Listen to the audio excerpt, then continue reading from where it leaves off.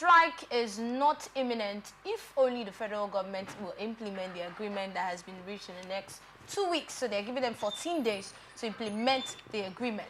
Professor Emmanuel Sodoke, the president of ASUU, has said this in an interview on Monday. And it will be recalled that ASUU has threatened to embark on a strike over the non-implementation of the agreement that was reached with the federal government. And the Minister of Education, Professor Tahiri Maman, on June 26, invited the union to a meeting to deliberate on the lingering issues affecting the universities and to avert the planned strike. Well, Osodeke has said that none of the agreements reached with the federal government had been implemented all these years. The ASUU president said that some of the demands included the non-implementation of the 2009 renegotiated agreement, and he said the agreements had lingered for over 6 years and the government had yet to implement them. And he said that the academic allowances due to their members had also accumulated for over 6 years and nothing has been done about it.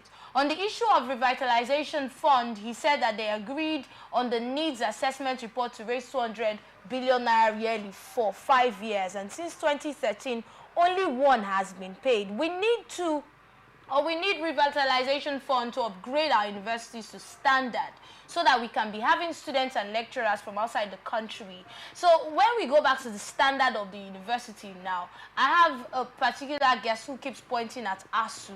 Why are they asking for money? Look at our educational system. They want the government to fund a moribund system, an outdated curriculum. And that's what some people actually think. But looking at the demands now, the 2009 agreement, you would notice that all of the strikes that ASUU have gone for ever since 2009 is the same, for the same reason, for the same things that were signed in that agreement. It simply means that if that agreement has been met, most of the strikes that ASUU have had since after that time, we would not have had them. And all of the ripple effects that we have had after the strike would not have been there. Yes, let's get your thoughts on the ASUU strikes, the agreement, and especially the 14 days ultimatum that have been given the federal government, else will go on another strike. ASUU going on strike, for me, I think children growing up, permit me to say on national TV that Nigerian schools are almost a failed system.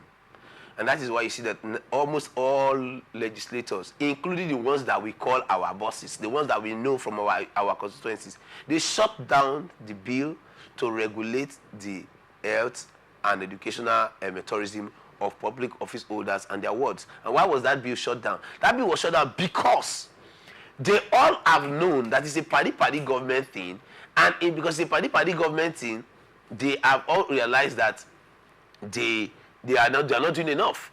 And because they are not doing enough, we have a system whereby some people are still professors of courses that are already updated, obsolete courses that don't have any business or correlation with the reality of today, our present day reality.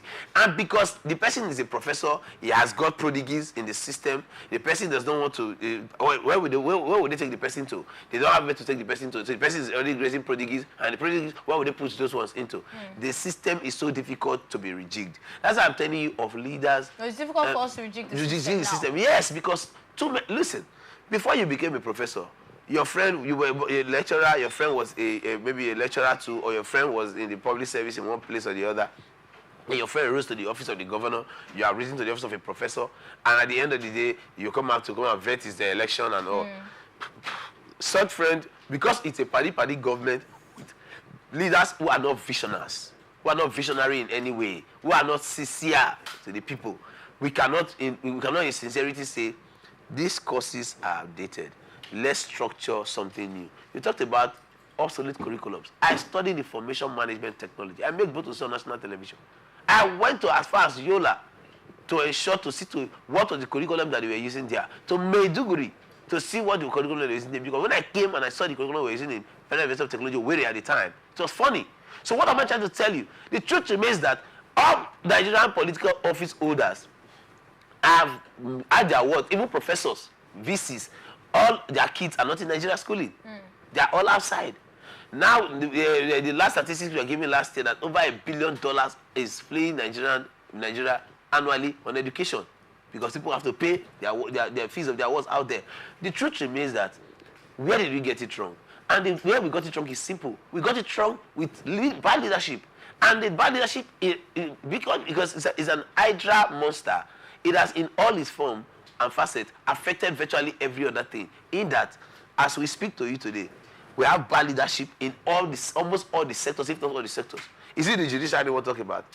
As we speak now, you and I, with all the clarity of what we call the laws and the acts, you and I cannot categorically say what defection of a political party from a political party is. You and I cannot categorically say what makes somebody a member of a political party. We don't know it. As we speak today, by the virtue of judicial precedents and judgments, we cannot say who is what's it called? We cannot even ascertain who went to school and who did not go to school. We cannot even ascertain what the meaning of the word forgery is, even by the dictionary standard, because of the kind of country we find ourselves. So for me, ASUU is just another. ASUU is just it's another aspect, just making noises. For me, with all due respect, listen to me. I have been able to say that by the grace of God, I owe nobody an apology. I'm speaking from the viewpoint of the people by virtue of grace and opportunity to be in this position to speak to people that people can hear. Listen and listen very clearly. We have a system that have not been able to beat our hands on our chest to say we are civil engineers, civil engineers, and we have brought out civil engineers that we can beat our hands to say these civil engineers are astute. How many professors of electricity do we have? Electrical engineering. How many professors of electrical engineering? And up until date, we cannot even generate more than 4,000 megawatts of power. As we speak today, other countries are using fish. They say electric fish. In some countries, the big fish they are using to generate power that they are using in their country. Some are using just sunlight that they do not even have to the level that we have in Nigeria. We are talking about a country this big. We are talking, hey, some guy this, some guy that. We are talking about agriculture this, with all our arid land and the fertility of the land. Nothing is coming out of it. Listen to me. We are getting there, where everybody gets, even the professors, the politicians, and the people become at the same point and get to their time. When it has to do with the outdated curriculum, we're holding everybody responsible, both the professors, the government, and everybody. But let's not forget that the agreement, the lecturers have been clamoring for this same thing. It's in the agreement. I want to ask you a very simple question.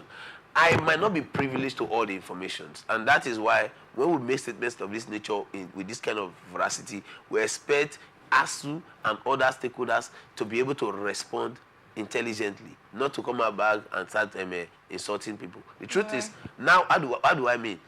How have you structured yourself? I've been to universities where I see buildings that are embarrassing. I'm not talking about curriculum now. I'm talking about buildings that are embarrassing. Hostels. And some of them, hostels that are in shambles. They're like pit holes. They're like, I mean, I don't know the right phrase to express them. Now we're talking about a system where you are teaching people as a professor with an education that you got in the 60s. Today, which Nigerian school can beat her hand on her chest and say they are professors of robotics? They are professors of artificial intelligence. Are you pretending that you are not seeing where the world is going to, or are you pretending that you don't know what is transpiring now? And in the midst of all of this, you see there people tell you that the ASUU, you now ask yourself, what do they really want? The bodies be generated revenue of ASUU. Who is even monitoring it? What and where and how is it being expended? All right, all of these things will be discussed on other episodes of Blowout, where we'll have like Chuba has said, the right people come tell us what is really going on and answer all of these questions that Chuba has actually asked. But let's look at some Nigerians who have blasted the presidential candidate of the Labour Party in the 2023 general elections. That's Peter Obi, for objecting President Bola Tinubu's proposal to procure a new presidential jet for himself and his vice president, Kashim Shettima. Now, Tinubu had recently informed the National Assembly that the presidency would require a new jet to perform its functions optimally, as according to him, the lifespan of the existing jets being used by the presidency has greatly deteriorated, and so much that it could crash on the air and kill the president while on transit for a national assignment. So Tinubu's proposal elicited some negative reactions from eminent Nigerians, including Peter Obi, who made this point. And he actually argued that Nigerians cannot be dying of hunger, and you're talking about getting a private jet for the president in billions of naira to procure a new one. Now, from one foreign... So he actually said that, why don't you sell our jets that we have, the ones that you said cannot be used right now? Why don't you sell them and then use the proceeds from that to procure a new one? Well, we have this particular person who has come out to say, to actually oppose the opinion or the view of Peter Obi, saying, why don't you look at the reasons that the president has actually stated? We have limited time to really go into all the details of this particular story, but your thoughts with the few minutes we have. Very, very clearly and very straightforwardly, I think I stand with Peter Obi and a lot of Nigerians who believe that it's a waste of funds, lack of knowing priority, not being able to prioritize the right things. The truth cannot be overemphasized. Every Nigerian that says that the president was correct on this matter, I don't know. I think we all have to be subjected to some medical checks. Because whether we accept it or not, the truth remains what it is. We are talking about a minimum wage that is yet to be paid. The former president, before coming to office, in one of his campaigns, he said Nigeria had 11 jets for the presidency. 11. He said, what are they doing with 11 jets? Once he comes, he's going to sell them off. When he came, he did not sell one. That's to tell you that there are powers and people that are running this country against what we see. Well, we know that our jets were put on sale. Our jets were put on sale. Now, the military came out about 2 weeks ago, made a very alarming statement saying that the Ministry of Aviation put out a jet on sale, and the day they put out the jet on sale, the military showed that asked why was it just going to put on sale. It said they were not using it, and the military showed interest because they wanted to use it for surveillance and all. That the jet was sold for over $1.2 billion or so. Then the military said before they even came to buy the jet has been sold. In the course of the interrogation from the house, when the house was interrogating with the military and the people that sold the jet, they asked them, have you collected money? They say, yes, they have collected money. Where's the money? They're talking here and there. Listen to me. Whether we like it or not, it's a country where there are no cause and effect. We have failed economics and we have failed realities of life. The truth remains that the president does not have any business talking about a new jet until Nigeria has a direction. Right now, wow. to what end is this? Is foreign troops favoring us at this point in time? We have seen countries where they shut down their borders, shut down the country, and nobody goes anywhere. We fix this country together. That is the kind of place we have found ourselves. And until we find leaders who stand to say this is what it is, that's what it is. On this matter, I think Peter Obi is 100% correct, and I stand with him and other Nigerians to say the president has equally misfired again with a misplaced priority. And that's the voice of Chuba Opuzo. He is the voice of the people, a public affairs analyst. Thank you so much, Chuba, for joining us in ATM Blood. Thank you. Always my pleasure to tell the people, to be able to around the people's opinion to the larger community. All right, we appreciate you. This is where we get to wrap things up on this episode of Blowout. We must thank you for being a part of this conversation. Wouldn't have been possible without you.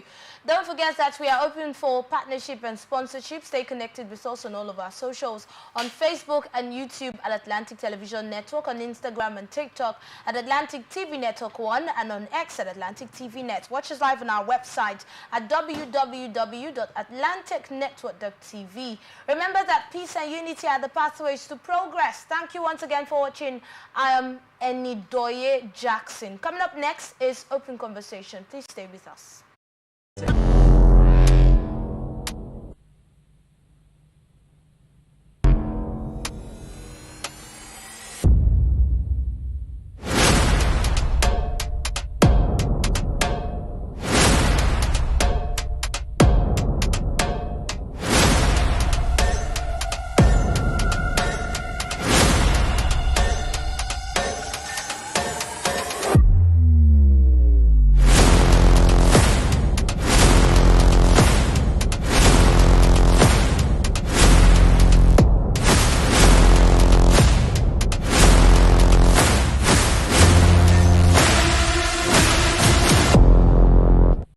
From the lines across the ocean to the land beyond the mountains, through the Sahara, we bring on-spot news, live analysis, expert discussions on trending stories in